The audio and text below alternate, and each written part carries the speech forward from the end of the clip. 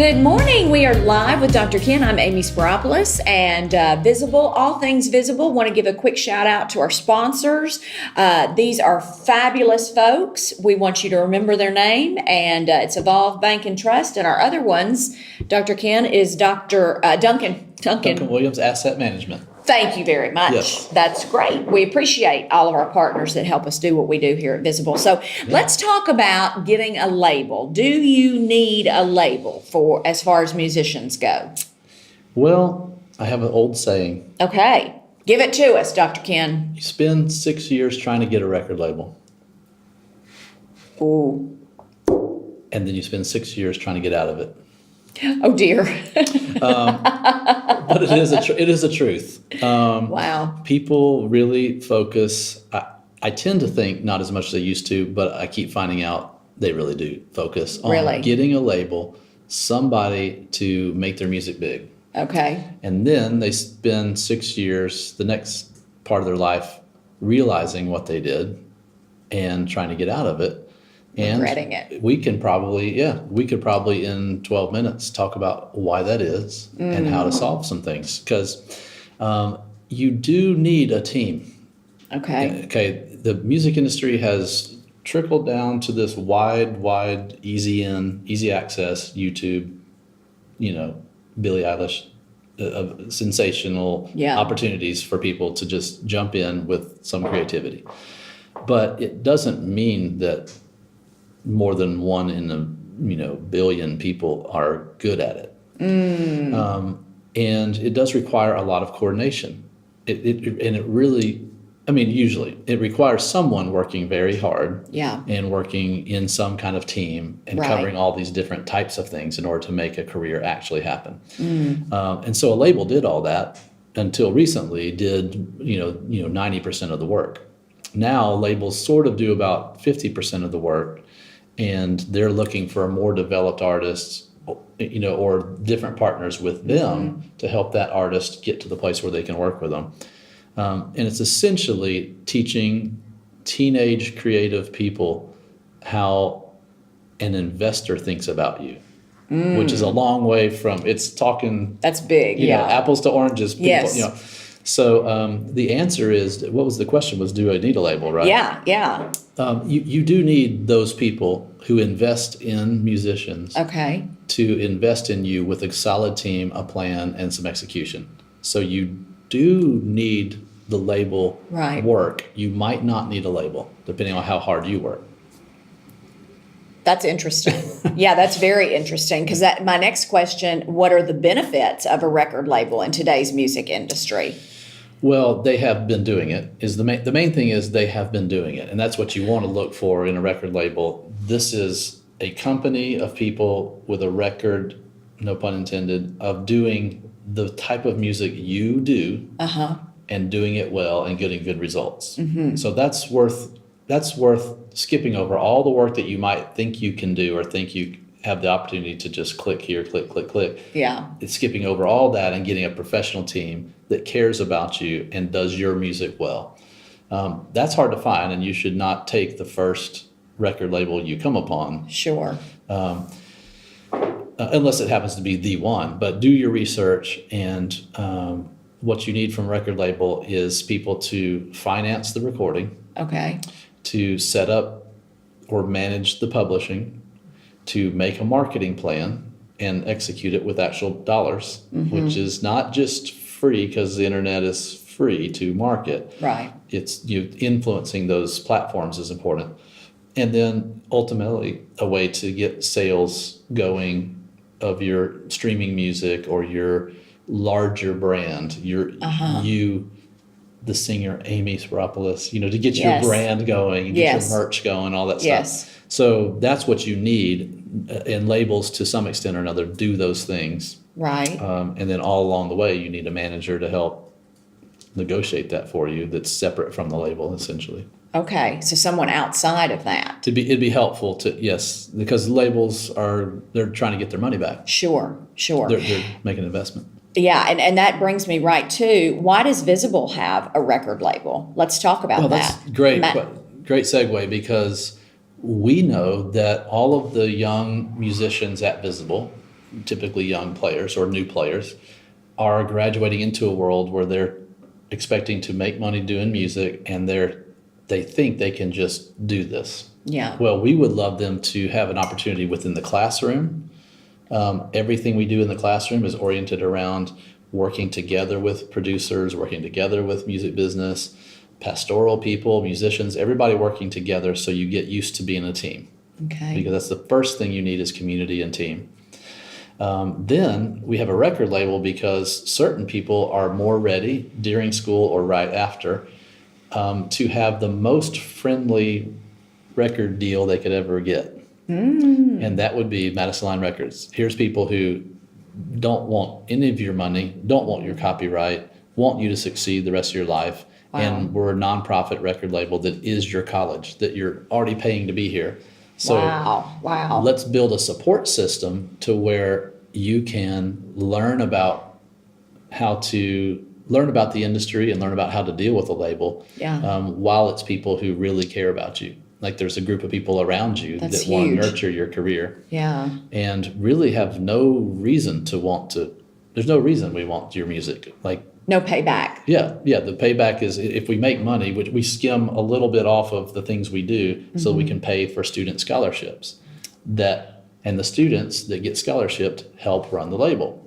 So it's like a closed system of your biggest supporters teaching you how to think about record labels and how to function in the industry. That's amazing. Yeah, I love the concept. It's a lot of grinding work. Yeah. That's what people ultimately, the more grinding work you pay people for, the more power you give up. And that is the truth from Elvis to last week's new artist. Absolutely. And it's interesting because Madison Line Records does a lot with students. They really get have that really set the beginnings of the relationship with the music, with the record line industry and the musician and the whole line, the whole aspect of it, but also people outside the college too. Yes, people can access, people that are not students can access what's happening at Madison Line Records with just the mechanisms of working with marketing or production or whatever area, pieces of that. Jeremy Horn would be a good example. You see his single coming out this fall. A couple of them came out this fall. And he's not a visible student. He's an older artist that is a worship leader. Okay. And we got with him and just helped do the planning. He already wrote the songs. That's fine. And he worked on the production, worked on it really himself as much as he did with us. And then we helped make the plan, execute some of the paperwork and some of the clicking on the internet, making things happen through streaming. And all along the way, he just sort of needed somebody to say, keep going, good job, we need this little item, finish this, and we'll finish this. And so the community can be involved with Madison Line Records, and we're excited to help, especially in Memphis where it's most active. And with the students, we've kind of discussed that, what the role is with the students, and how they really set up, they help really create, do they help create the brand, so to speak, with the musician? Everything. Yes. Yeah, that's intended to force you to think about all those things that you might skip if you were just doing it on your own. Yeah. You need to really think about how you're going to be presenting yourself. And Right. And let's talk about what's called the constant attention, the systems for labels that you created. Yeah, this truthfully is out of an experience of having done a nonprofit record label and signing friends of mine to my label, which had very little resource. It was really just, here's the organization through which I can help you do your music. Right. And then we were successful and made a good record, and my friends started getting heard by some people. And I went to a meeting where my friends wanted to go with this next label and move up the career ladder, right? And I'm like, sounds great. And then they wanted to just drop everything to do with my record label and just me tear up the contract, which I did. It's ultimately like, no problem. I'm not going to stand in your way. Right. But my point was, my experience in Skillet with my best friend managing the band, and my experience with my friends, with their person who loves them managing the process. Still, musicians that are moving forward need to have that constant communication, so that and they need engagement so that they have something to do, and they understand the process is not just somebody do something for me. So I created this system where there's constant touch, like a low touch, like, hey, this week I need you to do this, and we're going to do this for you. Okay. And so it's very organized. It's deeper than anybody would ever want to see. Right. Like 1,400 tiny items behind the scenes in 7 categories. And it really teaches music business if you stay in the label long enough, if you pay attention. Wow. And I love it. I think there's principles behind it that are great for Visible. I've preached constant attention. There's a spiritual element of it. Just it starts with who you are, the image of who you are and your branding, and it moves straight through all the way to sales and then ultimately artist care. Wow. Which is very much ignored by labels. Yeah. Caring for artists, assessment of the project, how did we do, where am I now, take some time off, emotional health, all these things before you start another project. You come back to the front end of these 7 categories. Yeah. And so it's really a system whereby I could manage your career a little bit, but I'm not responsible to manage it. I'm just helping you make the right decisions, 1,400 points, one at a time, and I'm constantly encouraging you. Maybe like a spiritual mentor or something? It's like a artist and spiritual mentor.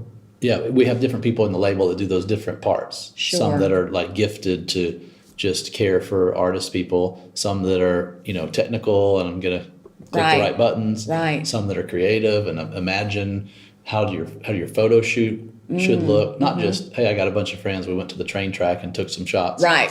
But like, hey, how do you want this to look? Everything orange? And, everything, Yes. Do you want denim? Just things that are very tiny and very simple.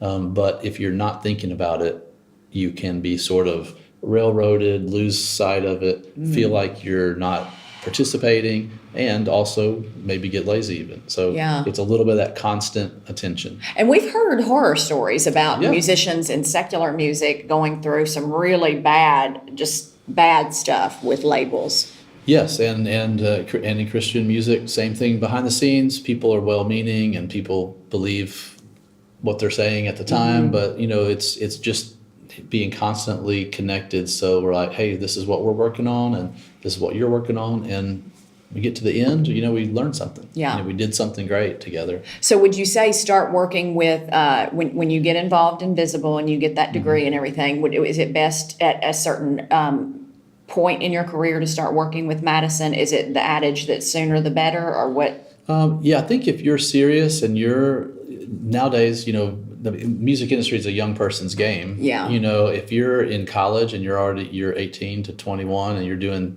the 3-year program, you're already in the prime time. If you're ready, we're ready. Yeah. You just have to you begin to mature the more you talk to people about this process. Absolutely. And the longer you just want to be ignorant and somebody take care of you, I'm nervous for you. Yeah. So, not a good situation to do that. I really think people should talk more about it, and people don't want to talk. They want to just sort of, let me meet somebody and then I'll get famous. It's like, man, you're talented, but you need to get your own act together. Yeah, because that might be hurting that person in the long.